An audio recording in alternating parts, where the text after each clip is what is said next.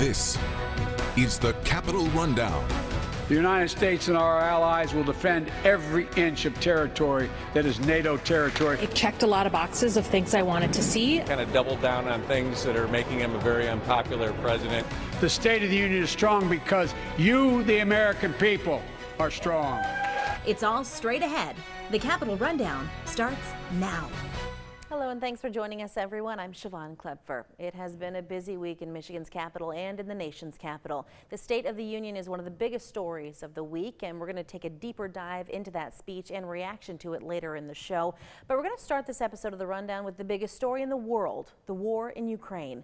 Russian bombs fell across the country as troops continued to march across the country, but the Ukrainian people are fighting back, and it has been slower going for the Russians than they might have expected.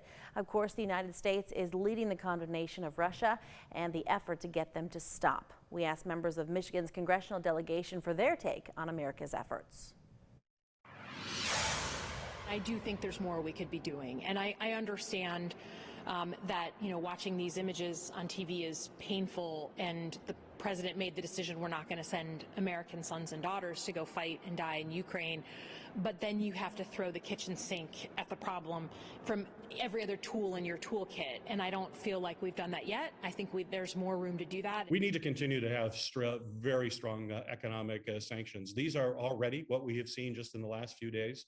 The whole world community, I say the world community in terms of democracies around the world, that have all come together and said we have to have significant, severe sanctions against the Russian economy. I think they will have an impact. We got to continue to keep that pressure on them. I just think in Michigan we have a really big Ukrainian American population, and you know, Americans care about other people, they care about other democracies, and it's just been really painful to watch and emotional for people. And I think that's why it's important to realize, like, this is about American leadership and showing some real backbone against Putin, and that's what we owe the world, but also what we owe our Ukrainian, you know, friends. And this is really about fighting against a dictator. Mr. Putin's a dictator, an autocratic government that attacks a peaceful country. That is something that is simply unacceptable. It's a complete affront to the world order, where we say a country just can't willy-nilly move their army into another country and take it over.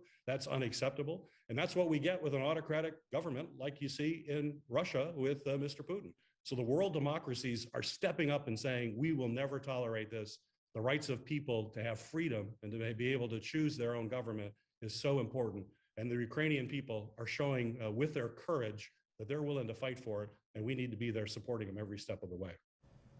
There's a fascinating new poll out that shows what Americans think of how President Biden is handling the situation and what they think of Russian President Vladimir Putin. Capitol correspondent Tim Skubic breaks down the findings for us.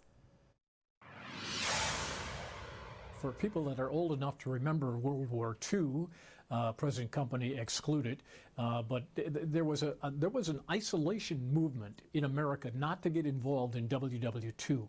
The polling data that we're about to share with you indicates that that attitude is not prevalent. Now look at the majority of people, and the president himself has said, we're not going to send troops in to fight the war in Ukraine. However, and this is a huge however, the numbers are overwhelming on keeping American troops in Europe just in case Vladimir Putin decides to move from Ukraine into those NATO countries. And check out these numbers. They are overwhelming. Number one, on the president's decision to put those troops in Europe right now, the support is 70% to 21 against. Now, if there is an invasion by Mr. Putin coming into these NATO countries, check this number out, 70% of the American people say that American troops should defend that land.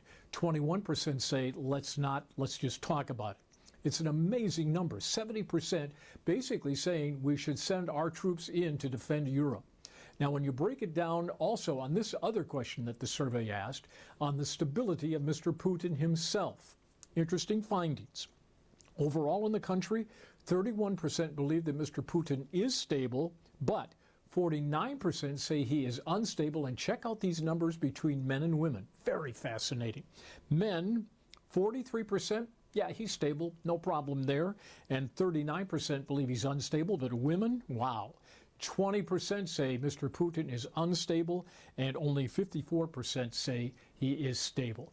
So the numbers are very, very clear. And by the way, 66% of the people in this country believe that Mr. Putin will indeed invade other countries.